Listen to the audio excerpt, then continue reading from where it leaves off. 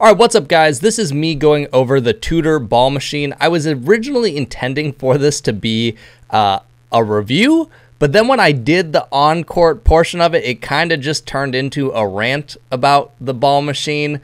If you want the actual specs, you can go over to their website and check it out. I don't necessarily go over a ton of that because, spoiler alert, I really just didn't like the ball machine very much. So you're kind of just going to hear me rant about it in this video, but hope you enjoy, and hopefully it saves you some money and you can choose an alternative ball machine.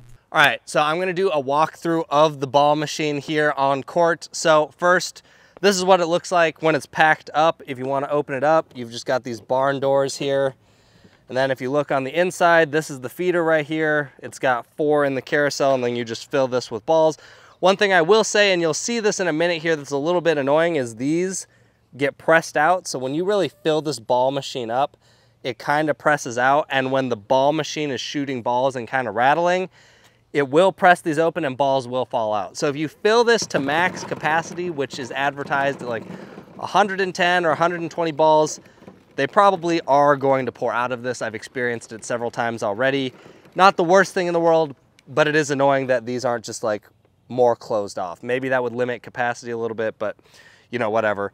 Then on the back here, we've got all of the buttons, and then we'll pop some stuff on screen so you can see that or whatever, but you've just got your on-off button. You've got the elevation button, which this is probably one of my biggest gripes with this one specifically. So you can upgrade the machine so that it has the digital elevation button, which is this, so it'll move it up and down by pressing these 2 buttons. If you don't buy the upgrade, you'll have a knob on the side over here, and I actually think I would prefer that over this. And the reason for that is this thing is extremely touchy when you use it. So if I turn this ball machine on, when you do turn the ball machine on, it'll go about 10 seconds and then beep to let you know, hey, it's about to start shooting balls. So you do get some time to walk to the other side, which is nice. And then I would say it takes another 5 or 8 seconds before it actually ramps up the wheels enough to where it's gonna shoot at full capacity. Most of the time, it'll shoot the first ball or 2 into the net, depending on the feed rate you have. So you have to let it warm up. So if I toss a ball in here, I have this set to max elevation. What's actually gonna happen here, okay, so if we come around to the front here, watch what's gonna happen with this thing. If you push this all the way so that it's pointing up for like a lob, and we put a ball inside here, it's going to shoot itself and hit right here and then bounce out. That one actually went over, but most of the time it's gonna hit right here and shoot down. So I don't understand why it lets you go so high on the button that it can hit this and the ball's dead. Like, that's just completely pointless. So that is a gripe I have with it. But the other thing is, on the back of it, when you are messing with this elevation, it's super touchy, and it will make a big adjustment if you just touch it for like, if you just touch it, it will make a pretty big adjustment. And what's annoying is from here, there's no indicator to tell you how high or low it's gonna be. So you kind of have to just guess or come to the front and you're gonna lower it, but there's still no indication to tell you where it's gonna be. Most of the time with the ones that have manual knobs on it, there's indicators for 45 degrees, 90, 30, 25, whatever it is. So that's honestly why I would pick that, because right now when I've had to set this up in the past, I'm literally just slightly bumping this button and then letting it shoot balls that I have to then go pick up and put back in before I can even use the machine. So if I grab a couple more balls here, let's just say I wanted this to shoot the ball about mid-court so I can hit some drives. Let's see where we're at right now if I put that in. Okay, that one's a little bit low, so I'm gonna go up a little bit.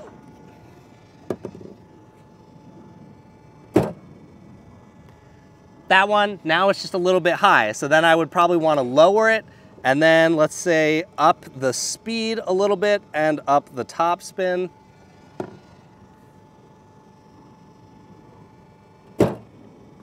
It's still shooting high, and that was actually pretty deep this time, so now I'd probably up the top spin even more and lower the angle. That one's a little bit better, but it's still a little short. So what's annoying to me is you make these adjustments, but you can't really see what's happening with the elevation. So I've talked about the elevation for a little bit, but that might be my biggest gripe with this upgrade, is that the manual one might actually be better. I don't have it to test, but my theory is that it would actually be easier to use. So the elevation's a little bit annoying for me. The rest of the buttons on the back are pretty self-explanatory. You've got remote on off. I would highly recommend, if you're gonna buy any ball machine, especially this one, get the remote. Please buy the remote, because it makes your life way easier when you're on the other side of the court and you realize it's not putting the ball where you want or the height you want. You have to walk all the way around, and it might have shot 3, 4 balls by the time you get over here and turned off. With the remote, press a button and it'll stop shooting. So it just saves you some time. It is like a $200 add-on, I think, but it's well worth it. Other than that, you have the oscillation, so you can do random, where it will just turn itself and it will just fire randomly. So that can be good if you want to mix up some forehands and backhands yourself. Otherwise, there's 2-line, where it's going to shoot a ball on one side, and then it's pre-programmed to go to the other side. It's about 20 degrees maybe, and it will just keep shooting balls. So that's another upgrade. If you're gonna use 2 people, I suppose it could be worth it. Personally, for me, I probably wouldn't pay for that feature, but if you want it, it is there. Otherwise, it's pretty straightforward on the back. You've got a speed dial that ranges from 1 to 9. Then you've got spin, which ranges from 4 backspin to 4 topspin. Doesn't really tell you much of what that means. And then you've got the interval from 0 seconds all the way up to 9. If you wanted it to shoot faster, you could go lower or higher, depending on what you want it to do. But that's most of the buttons on this thing. Okay, so I wasn't sure if this was gonna happen, and sure enough, the first fill of the balls, it did. This is another complaint that I have had about this machine, which has happened several times to me. So I filled the ball machine up, and if you come over here, we'll show you. This is gonna take some digging inside of here, but basically what happens is the machine gets jammed. So if I start moving balls, see, this might be hard to show you, and I'm probably gonna knock a bunch of balls out of this thing. So we'll just move it. So right inside here, there's 2 ways this gets jammed.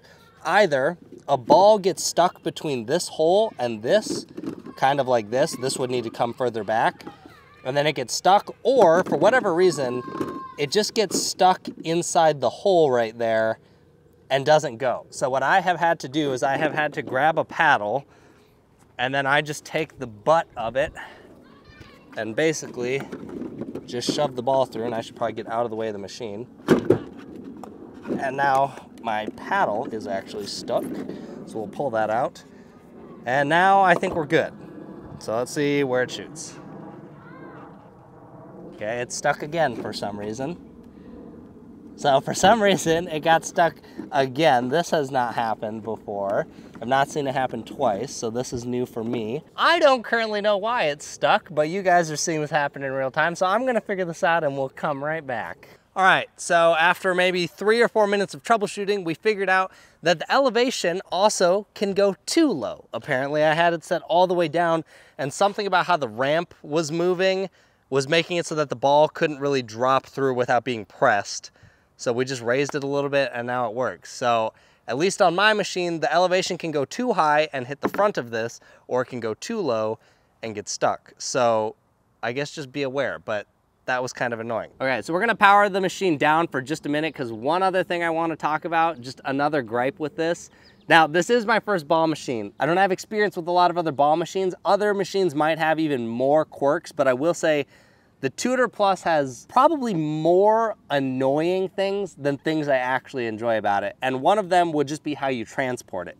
So if I fold these down, you do have this handle on the front, which you're like, okay, that's nice.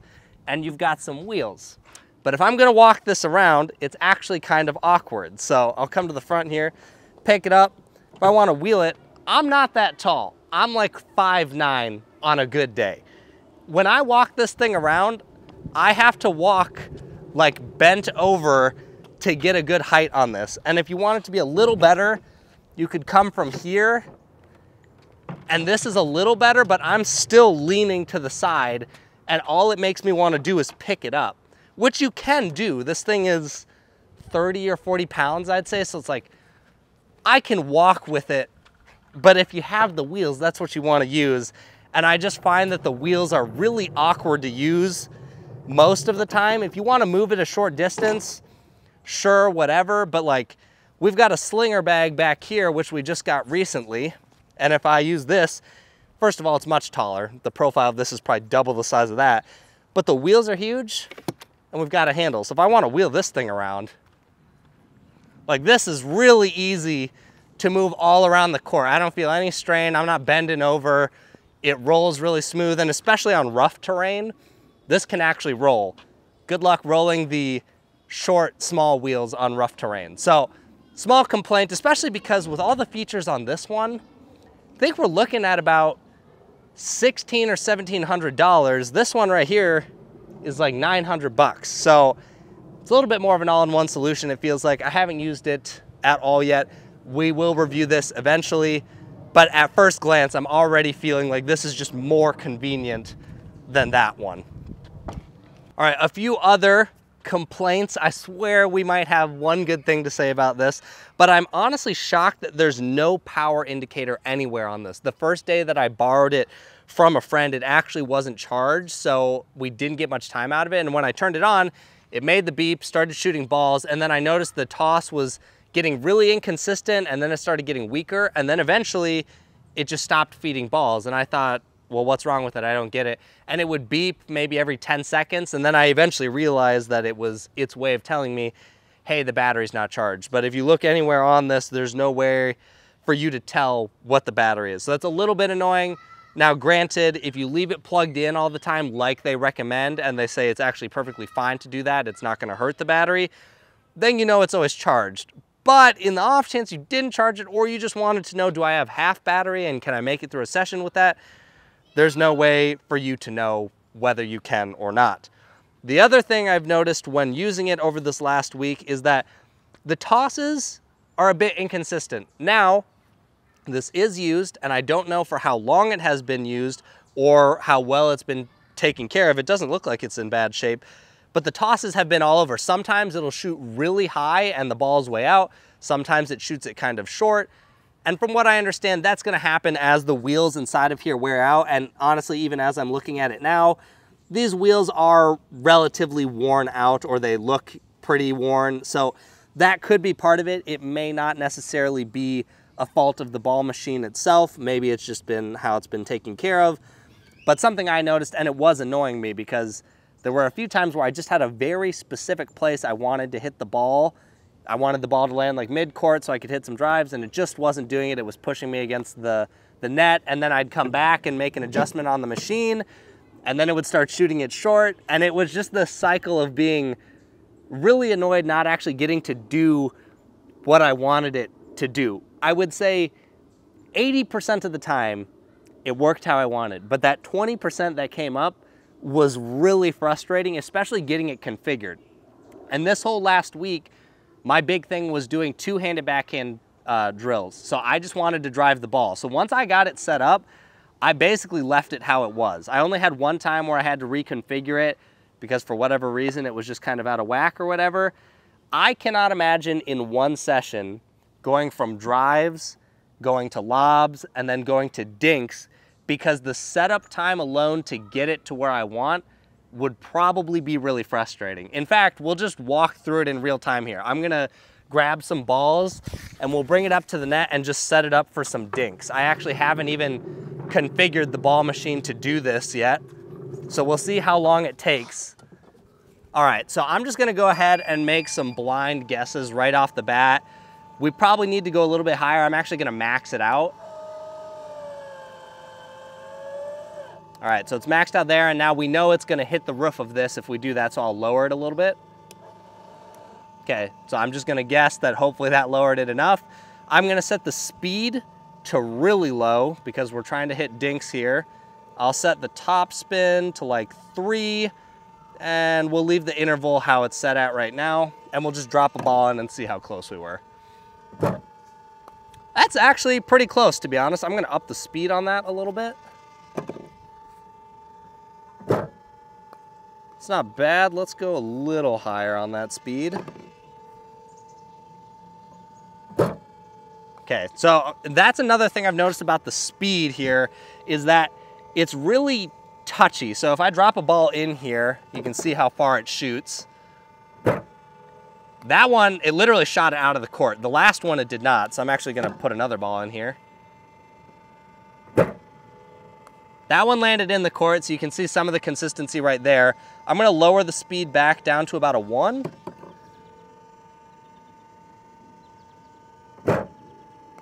That's about decent. So before, all I went from was from about 1 to 2, and the ball was flying well past the kitchen. So if that tells you how touchy the speed is, yeah, it's a bit touchy. So I'm gonna drop a handful of balls in here and grab a paddle real quick, and we'll just see if we actually set it up properly for some dinks here.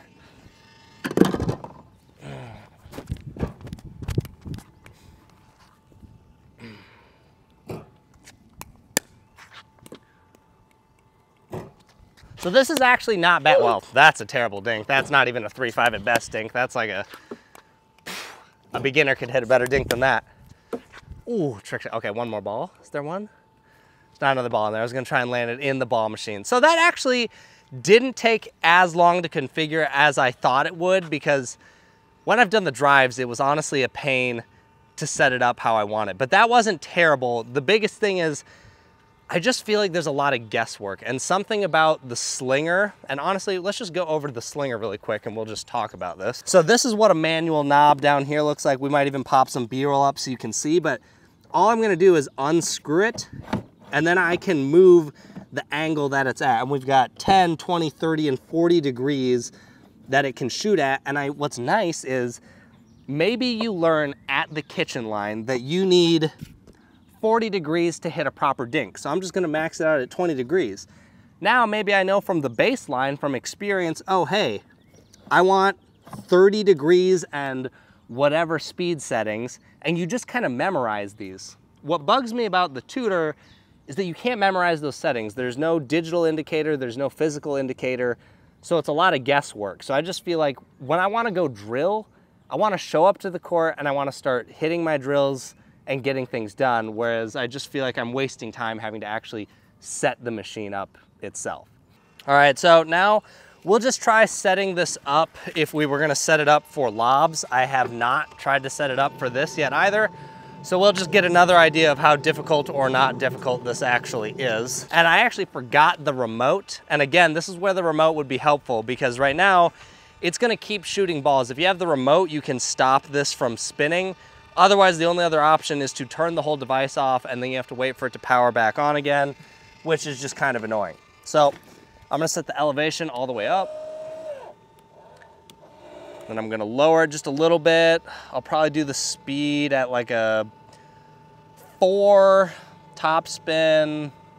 We'll do like a 1, and we'll toss a ball in and see how it does. Oh, okay. We're way off. I'm gonna put another ball in there so you guys can see that one. But that ball's going to the moon. So, okay, that's not even close. So let's see. We'll lower the speed to a 2. See what happens. Okay, that was really low that time. So let's try that again and just make sure it wasn't a fluke. Okay, no. So here's the difference. That's the difference between 2 and 4.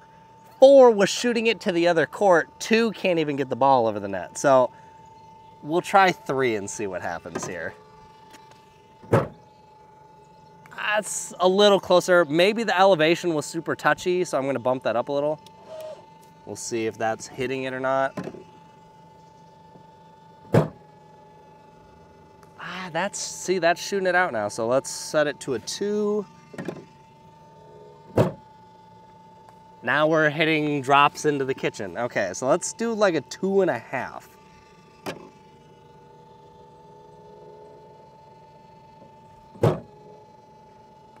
I mean, we'll put a bunch of balls in here and see. I kind of feel like that's not gonna be enough. I'm actually gonna set the interval just a little bit lower here. Toss a bunch of balls in here and we'll go to the other side of the net. This is also what I mean, by the way, if you don't have the remote. I just wasted a ball just walking over here. Okay, that's decent. Let's wait for the machine. This is a pretty decent spot, so I feel like this actually worked out. Okay, there's one of those inconsistent feeds I was talking about. I just hit a shoulder-high backhand. That one was a little higher than the first two. Let's see if it gives me one more here. That one was a little lower. Go one more here. Okay, and that one hit the top of the roof of it. You guys are seeing this in real time. This is what I've been dealing with all week. That one was fine. Let's see if it's got one more in there. That was probably all of them. Nope. I almost got the camera guy. Okay, so as you guys can see right there, I had maybe 6 or so balls that fed me, and they were kind of all over. I don't mind a little bit of variation. To be honest, that's probably in some ways better because the ball's not always predictable. Sometimes you want that, sometimes you don't. But the amount that was off by was ridiculous. Now again, it could be my buddy's machine. Maybe it's not in the best of shape. I'm not sure, to be honest. But if this is kind of what you can expect as it gets older, that's not great. Like if I personally bought this machine and this is what I was getting from it, I would be more annoyed than I was happy with it. I think a really big thing about buying a ball machine is convenience. That's honestly why I think the Slinger on paper is so nice. It holds all the balls for you in the container while you wheel it around. This one, I have to close everything.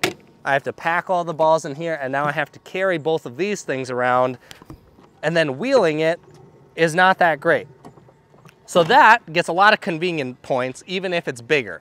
It's just easier to move around, and then setting this one up is more difficult overall. It was inconsistent for me. So even when I've been using it this week, I've just found myself frustrated not actually getting to train the way I want to train. I just wanted to hit a bunch of backhands, and for the most part it did it, but the inconsistencies would sometimes take me out of my flow. I'd have to go reconfigure a little bit and then go back and get back into like drilling. I just want to be able to set it up and go. Now maybe when I use the Slinger, I'm going to find out that pickleball machines just have this issue, period. This is my first one, so I don't know. But if I were to spend $1,700, I would be a little bit annoyed with the performance of this thing. For $900, maybe I can expect that and get over it a little bit, but not for 1,600 bucks. I think with the other ball machines I'm seeing online, like the Spin Shot, you can buy that for $300 to $400 more, and you get programmed drills. It will shoot the balls in pre-configured locations, or you can even set up your own drills.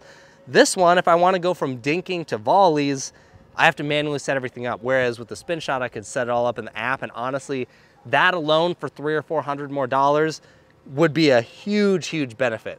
Now, there probably are trade-offs. This holds about 110-ish balls. I think the Spin Shot's only 85, which is pretty low. The more balls it can hold, the better, in my opinion, so that way you don't have to take as many breaks to go pick them up and whatnot.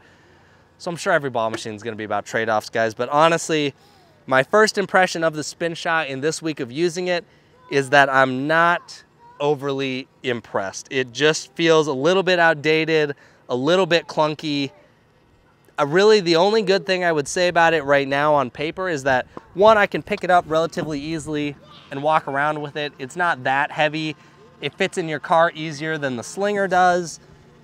But beyond that, guys, like, I don't know. It's only okay. So there's my first look at a ball machine, guys. Let me know down below if you have had one of these, what your experience has been.